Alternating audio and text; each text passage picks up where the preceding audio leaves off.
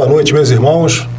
É com muita honra, com muita alegria que estamos aqui mais uma vez para darmos continuidade a esse nosso estudo do Livro dos Espíritos. Mais uma vez nós falamos que, se vocês quiserem, que tenham o livro, que possam fazer as anotações e mandar para nós todas as dúvidas ou qualquer comentário que venha a nos orientar sobre o nosso estudo, se estamos seguindo um caminho que está sendo bom e entendível para vocês. Relatamos sempre que os nossos programas, para aqueles que estão chegando pela primeira vez agora ou que perderam algum estudo, todos eles estão gravados na nossa página do Facebook, MAP_Oficial, ou no YouTube. Então, facilmente vocês podem ver ou até rever algum programa.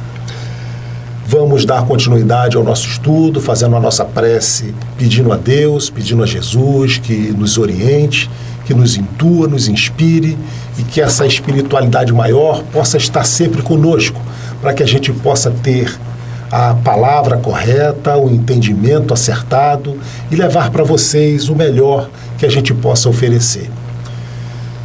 Graças a Deus. Então, mais uma vez, boa noite, meus irmãos. No programa anterior, nós estávamos na questão 131. E não concluímos, né? A 131. Dos demônios, isso. Né? É um assunto, né, Célia, muito vasto, que precisa ficar muito entendido para que a gente não tenha mais dúvida a partir de agora. Então, vamos voltar à questão que nós paramos no terceiro parágrafo, da questão 131, que fala exatamente dos demônios. O sentido dessa palavra, né? Exatamente, demônios. Exatamente. E lembrando, né, do que vem agora é uma explicação de Kardec. Uhum. E ele chama a nossa atenção para que a gente se alerte sobre a forma alegórica, como Jesus fala muita coisa. Muitas das coisas estão escritas no Evangelho, né? Então, aí tem uma passagem de Mateus que eu vou ler e emendo no parágrafo seguinte. A passagem evangélica em que Kardec coloca para nos mostrarmos a forma alegórica com que contém, que está no Evangelho da fala de Jesus, é a seguinte: logo após esses dias de aflição, o sol obscurecerá e a lua não mais dará sua luz. As estrelas cairão do céu e as potências celestes serão abaladas. Em verdade vos digo que esta geração não passará sem que todas essas coisas se tenham cumprido. Nós fizemos nesse estudo passado, né, aquele entendimento do que essas palavras, na verdade, querem nos dizer, né? Que não, se nós tomarmos ao pé da letra, nós vamos entender que o sol vai escurecer, que as estrelas vão cair. As potências celestes serão abaladas. Serão abaladas? Não. Isso quer dizer exatamente o que você já tinha dito, né, Célia? São esses momentos que nós passamos em nossas vidas, que muitas das vezes é aquele desmoronar do mundo. São fatos que já nos ocorreram, e muitos de nós já dissemos isso. Passamos por experiências em nossas vidas em que parece que o céu está desabando, as estrelas estão caindo, o céu realmente escurece para nós. Tem aflições que elas são assim tão grandes, que a gente fala assim, não tem jeito, acabou tudo, acabou tudo.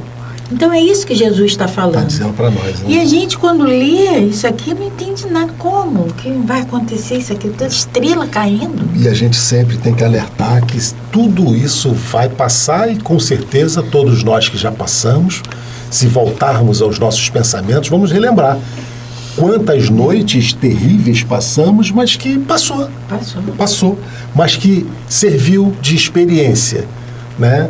Para que a gente possa trazer essa certeza desse entendimento e evoluirmos com isso.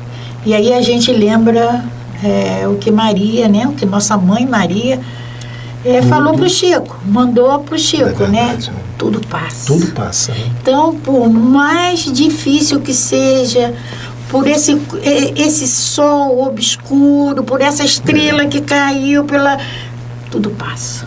Então, só mantermos a nossa fé, a nossa resignação. Essa forma alegórica, né, que muitas das vezes a gente encontra nas passagens evangélicas, né? Precisamos fazer essas interpretações para podermos entender. E tirar daí o nosso aprendizado, letra, né? Tirar o que nós falamos do espírito da letra, tirar esse entendimento. Então, o parágrafo seguinte, ainda da nota de Kardec. Não temos visto a ciência contraditar a forma do texto bíblico no tocante à criação e ao movimento da Terra? Não é isso? Porque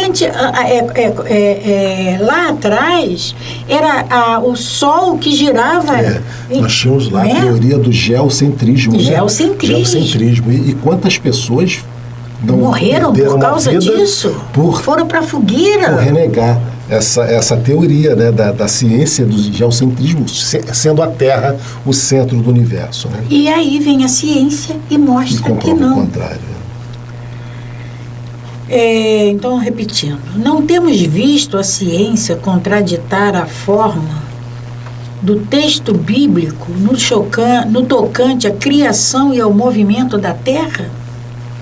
Não se dará o mesmo com algumas figuras empregadas pelo Cristo, que tinha de falar de acordo com o tempo e lugares? Exatamente.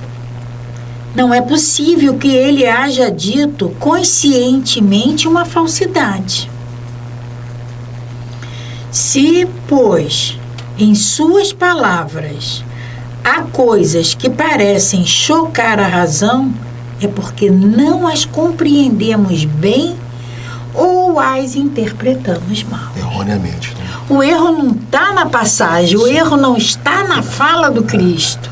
Está na nossa interpretação. Está na nossa interpretação, no nosso entendimento. Entende, né? Isso é que a gente tem que parar e falar assim, não, isso aqui, pelo amor de Deus, isso aqui é um absurdo. Não é absurdo. Absurdo é como nós estamos entendendo aquilo. Então, nós temos que procurar, porque a fala é perfeita. Perfeita, com certeza. Vamos dar continuidade, então, aqui. E no próximo parágrafo, Kardec nos diz assim: os homens fizeram com os demônios o mesmo que o fizeram com os anjos. Assim como acreditaram em seres perfeitos desde toda a eternidade, tomaram os espíritos inferiores como seres perpetuamente maus. E a gente já sabe disso também não é. Conversamos isso no outro programa. Não existe espíritos maus perpetuamente. Todos nós estamos fadados ao bem. Todos. Se hoje ainda pensamos de forma errada, é por falta de conhecimento, por falta de entendimento.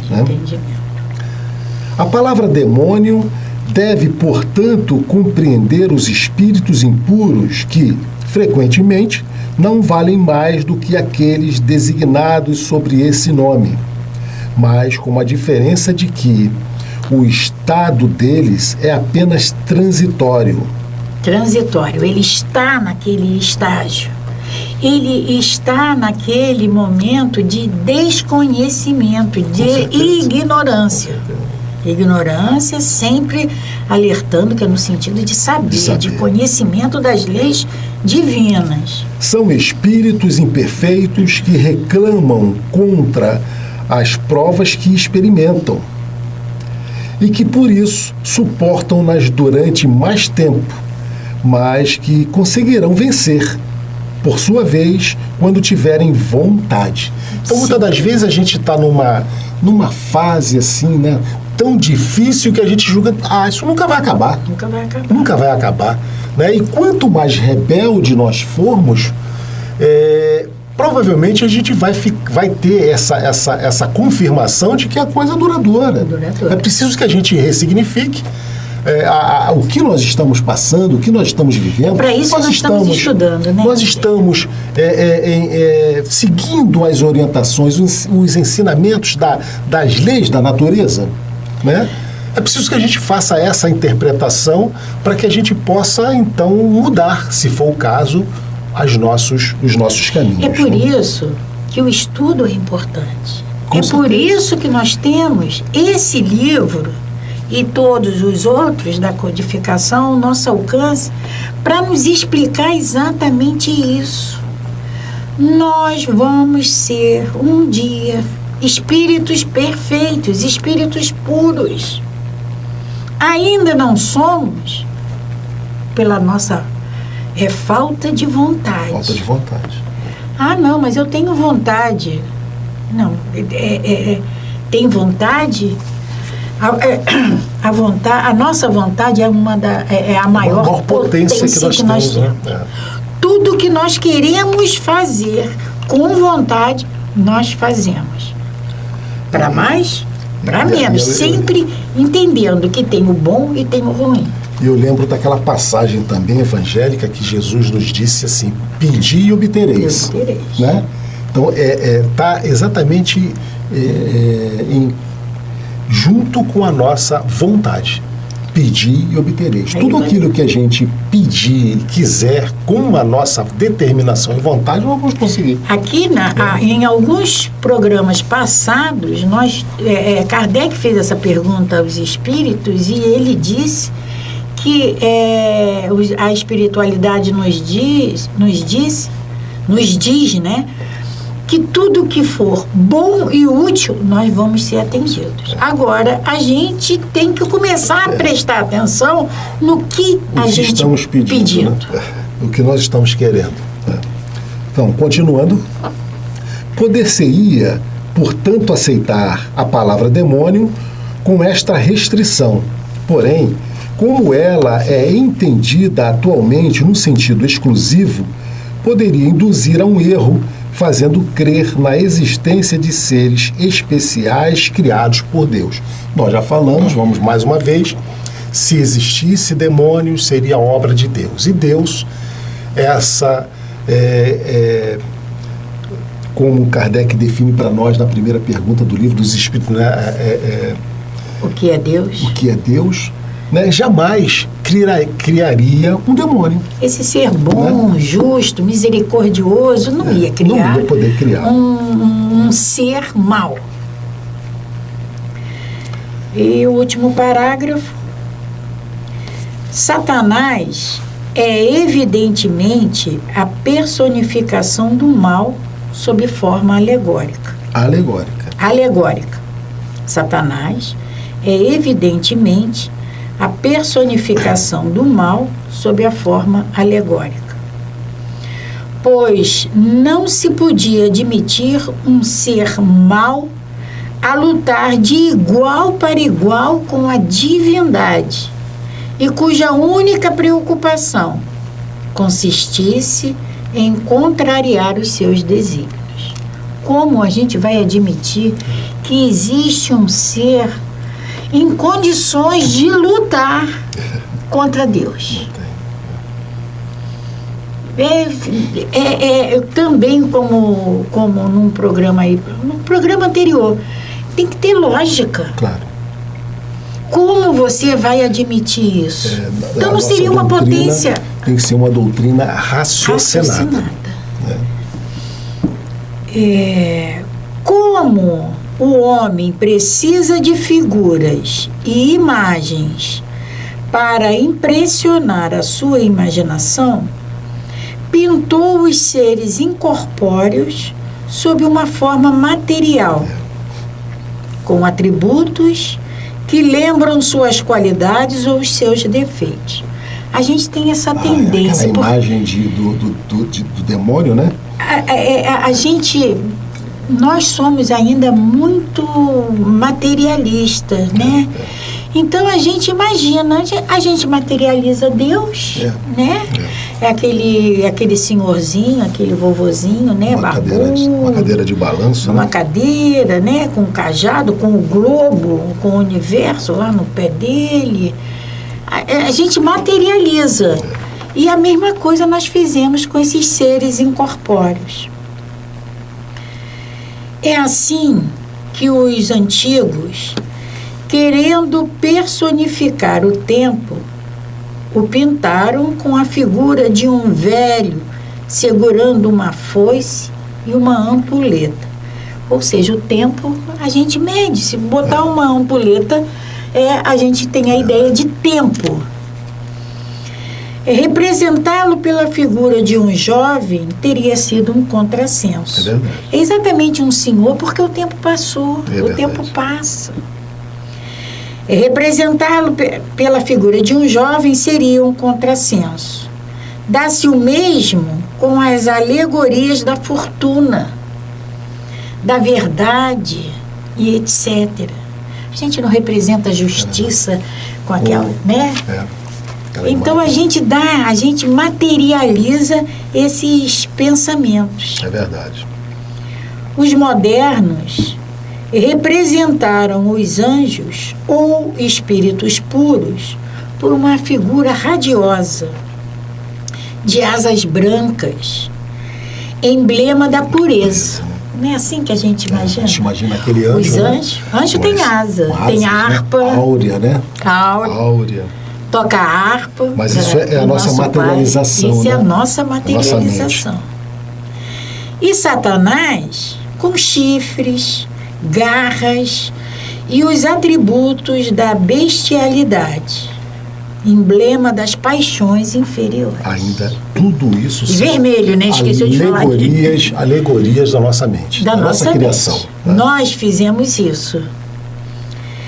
O vulgo, que toma as coisas ao pé da letra, viu nesses emblemas de individualidades reais, como outrora vira Saturno na alegoria do tempo. Então é exatamente o objetivo da obra de Kardec. Esclarecer. Nos esclarecer. Nos mostrar a racionalidade. A nossa necessidade de interpretar os textos, de fazer um entendimento mais lógico das palavras. Essa é a importância desse estudo. Então, a gente hoje, a partir de hoje, a gente tem que desmistificar essa imagem, né? Essa imagem de... Essas imagens. Anjo não tem asa. Anjo não tem asa. Anjo não toca harpa.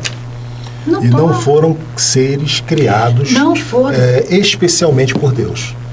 Os anjos, os serafins, esses espíritos que já atingiram essa fase, essa faixa de angelitude, passaram por todas as dificuldades como nós. Foram também criados simples e ignorantes. Né? Todos eles sem privilégio de nenhum. Então, todos nós, mais uma vez eu vou repetir o que está escrito na doutrina.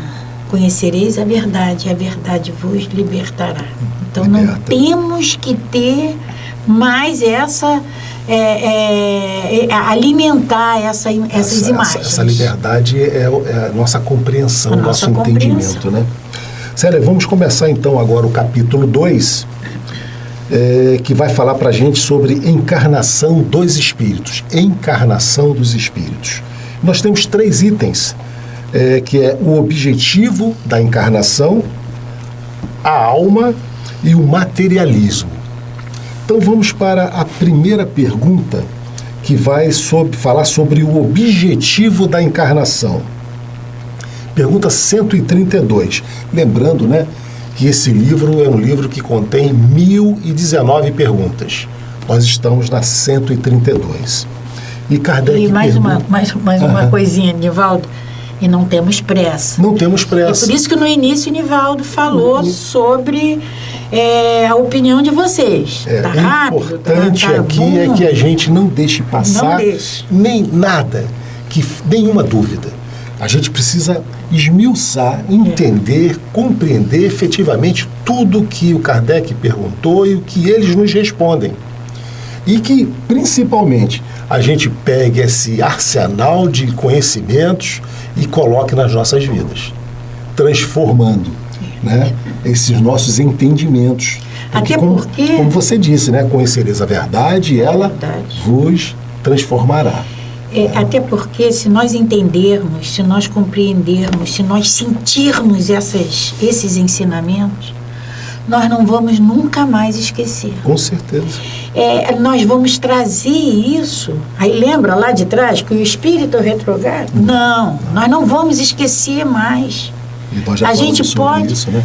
Você, quando aprende que 2 mais 2 é 4, você nunca mais vai esquecer. Você aprendeu a ler, você não vai mais esquecer. A gente pode até não responder com essas palavras que estão aqui, mas o esclarecimento está aqui dentro. Está lá dentro.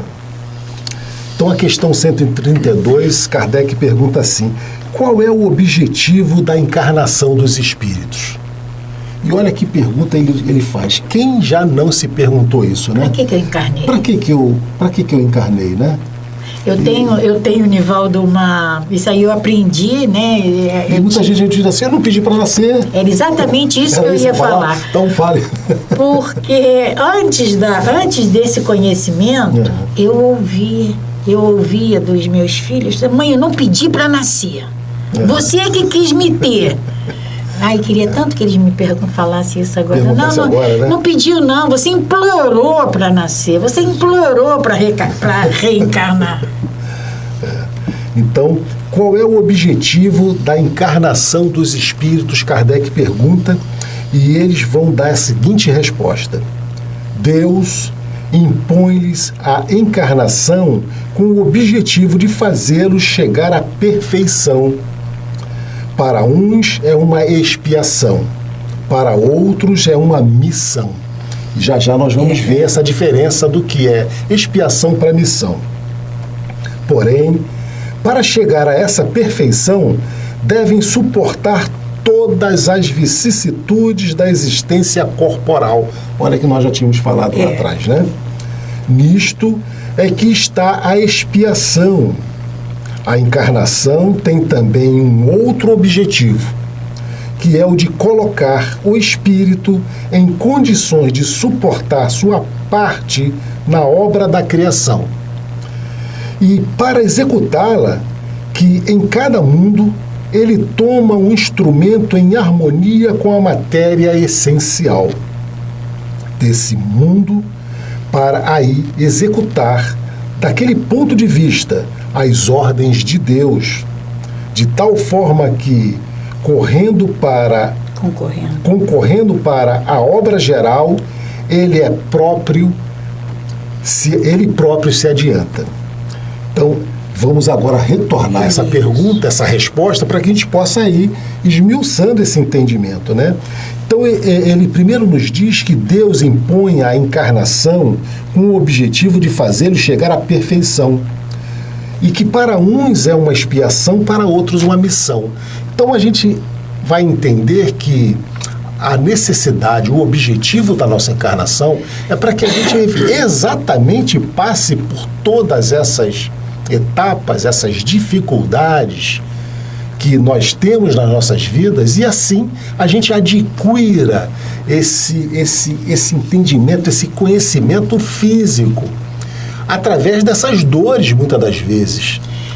Aí a gente pode, né, Nivaldo, como a gente já fez em outros programas, a gente pode lembrar da escola. Sim. Né? Todo aluno, ele precisa assistir a aula, né?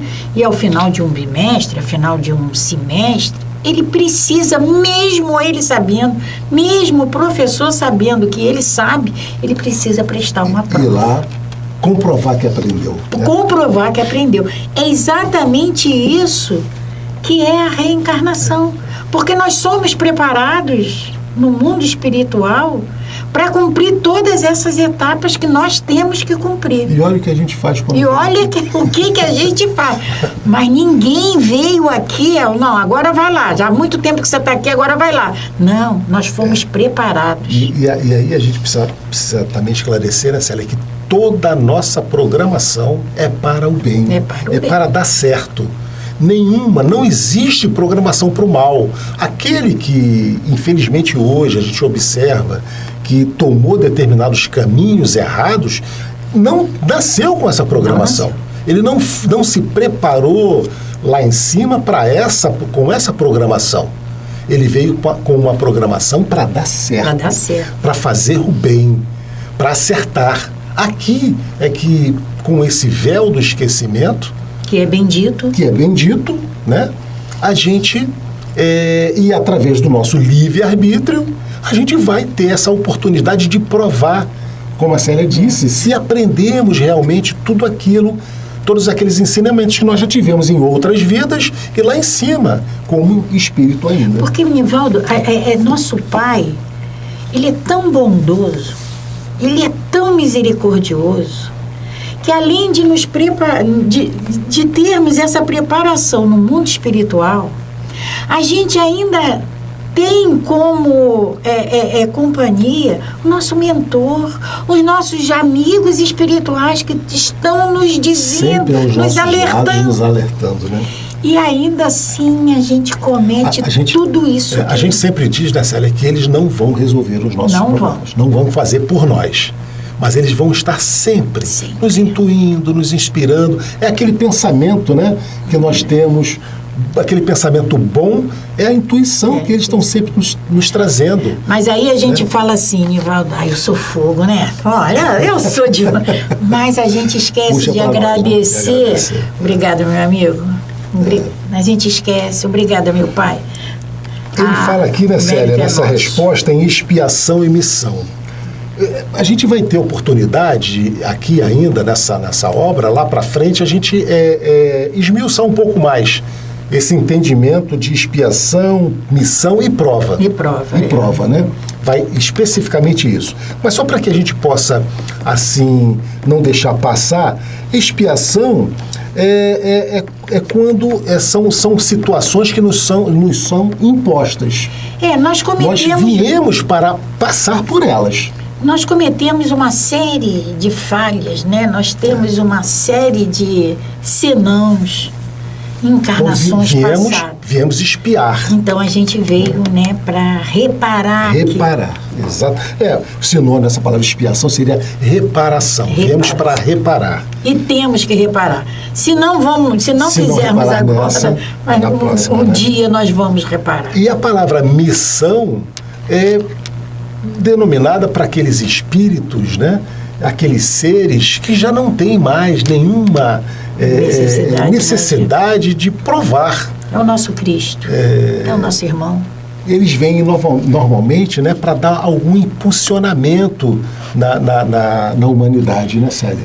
São espíritos que se destacam pela sua bondade, pelos seus exemplos.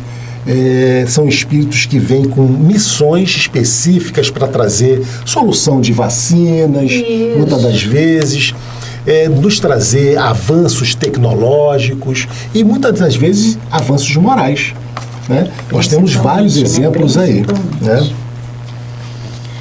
Aí vamos na nota de Kardec. Kardec também traz uma nota pequenininha. Quer ler, Célia? Leio.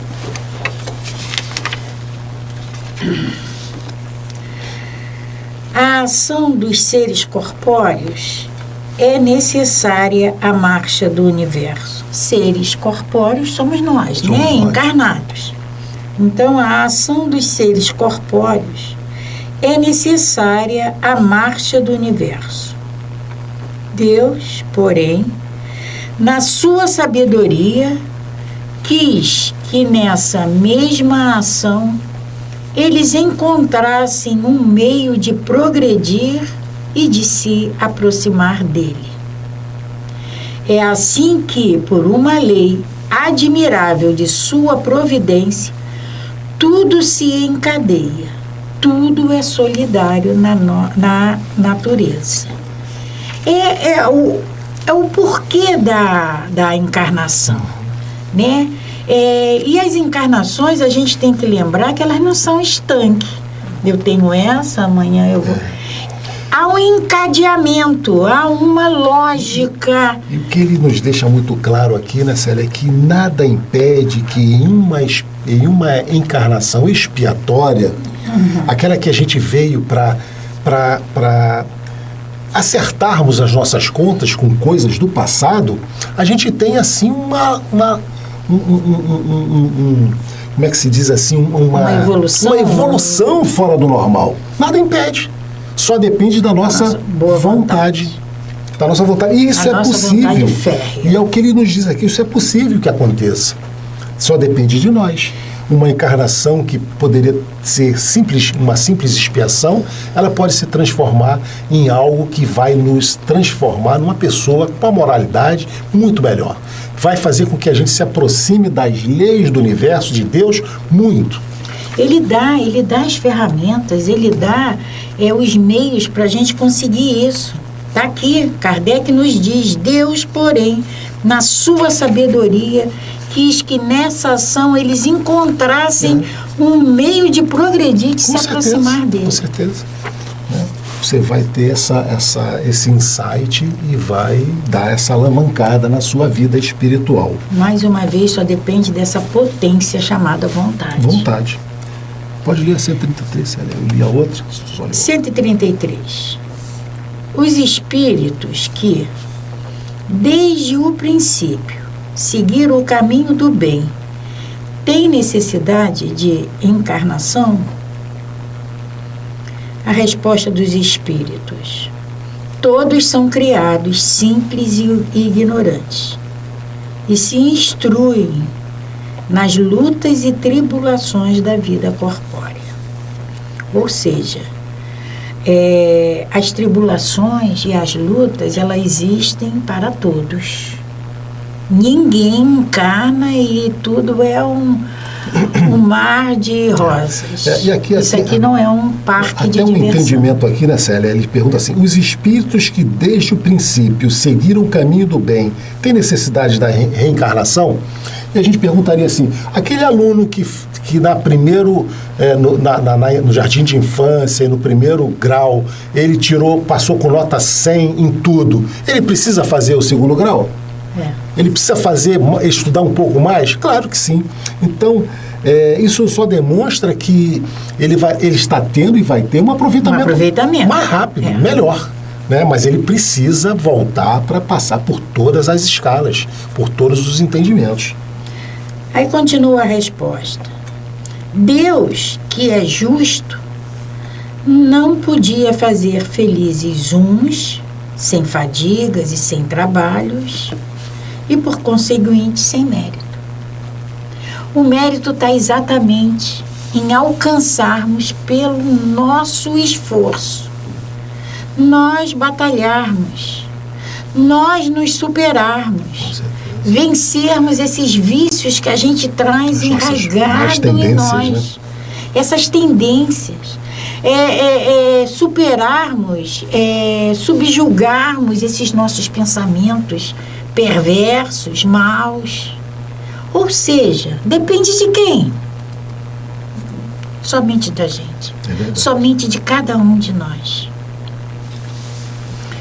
E ele ainda continua fazendo mais uma pergunta, o item A dessa questão, né? 133, ele pergunta assim, Célia: mas então, de que serve aos espíritos terem seguido o caminho do bem, se isso não os isenta da aflição de uma nova vida corporal?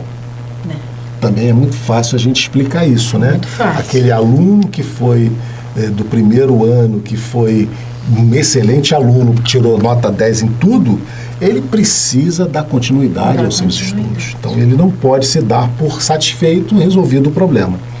E os espíritos vão responder assim: chegam mais rápido ao objetivo.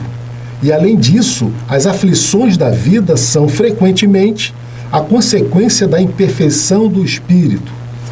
Quanto menos imperfeições ele possui, menos tormentos. Aquele que não é invejoso, nem ciumento, nem avarento, nem ambicioso, não terá os tormentos que decorrem desses defeitos. Então, é fácil a gente entender que esse espírito que foi dócil, né? Como ele diz aqui, né? Mas então de que serve aos espíritos terem seguido o caminho do bem, se isso não os isenta da aflição da vida corporal? Por eles terem sido bem, eles vão abreviar o seu caminho. Vai ser aquele caminho mais reto que nós já falamos aqui. Ele não vai ficar dando aquela volta para chegar no ponto. Ele vai chegar com mais velocidade. Mas ele precisa passar por todas as matérias, por todos os entendimentos, para que ele chegue realmente ao final do caminho. E aí, Nivaldo, essa pergunta também nos serve para refletirmos sobre sobre nós. Eu estudo a doutrina espírita, eu frequento o MAP, né? Segunda, terça, quarta, quinta, sábado. Então, eu tô isenta de todo sofrimento? Não. Muito pelo contrário, tá? Então não vou estudar. Também não é isso. Mas o que acontece? O fortalecimento é muito grande. Essa consciência de que tudo passa, essa certeza de que essas tribulações fazem parte do nosso aprendizado, isso nos consola. Nos fortalece, né? Sabe? Então a gente não fica resmungando, a gente não fica se lamentando, porque a gente sabe que aquilo é justo. É verdade. Que a causa está em nós, se não agora, aí para trás. Né? Então, esse conhecimento só nos alimenta, e o problema diminui. O problema diminui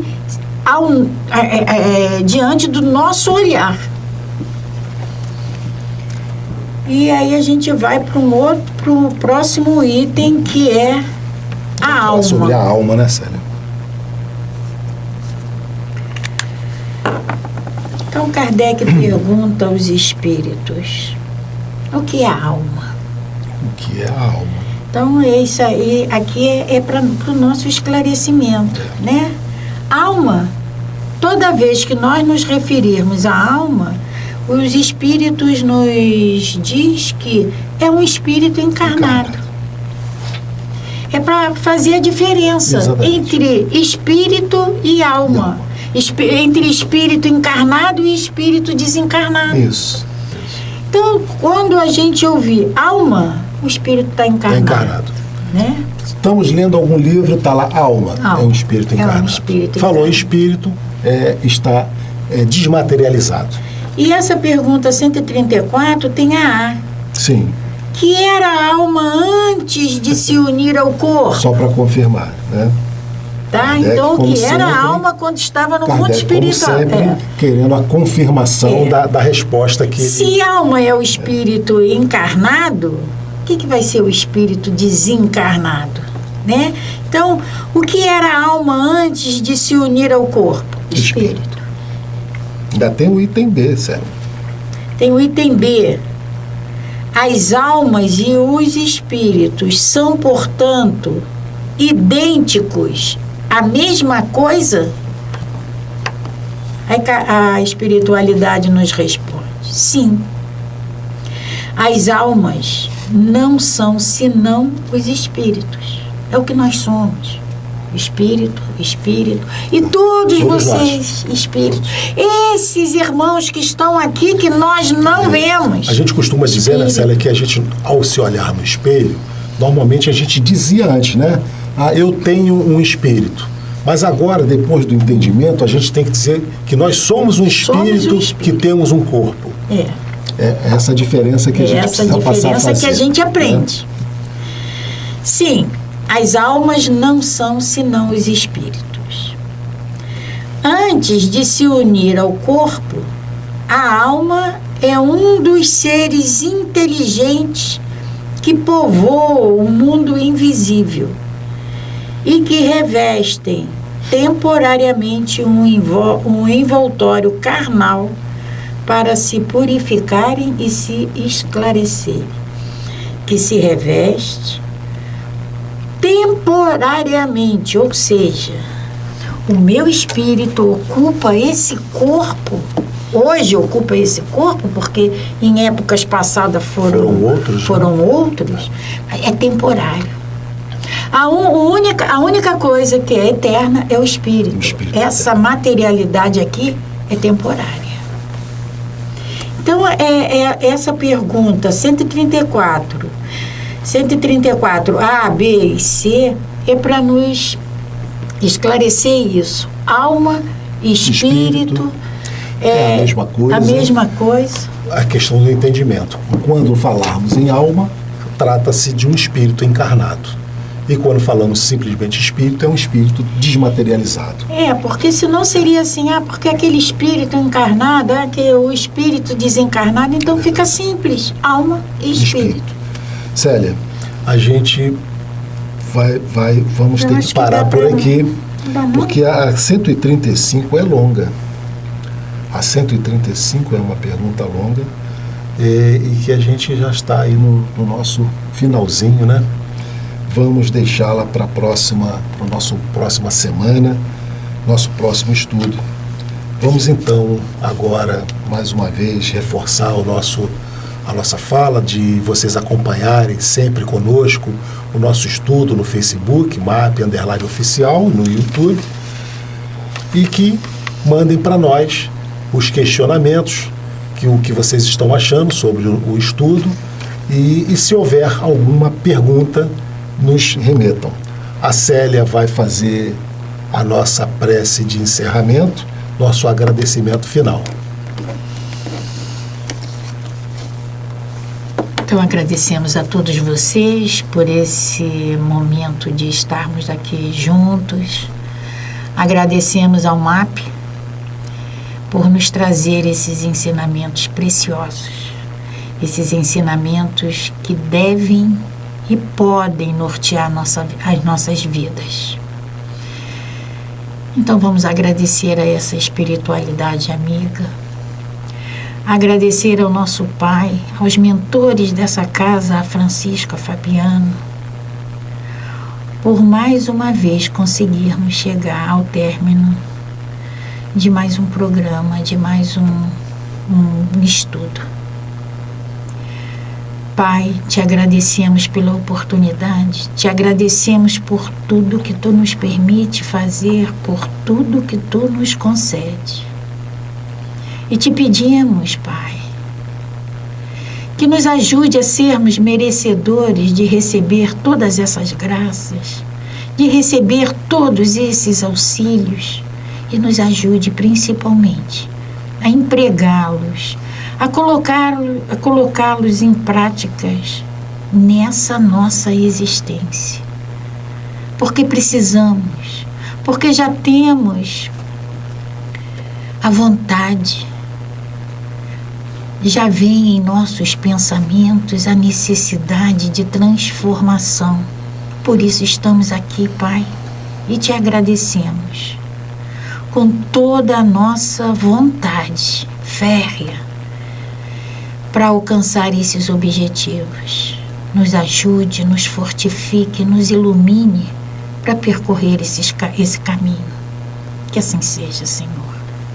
Graças a Deus. Paz e bem. Paz e luz. Paz. Muita paz.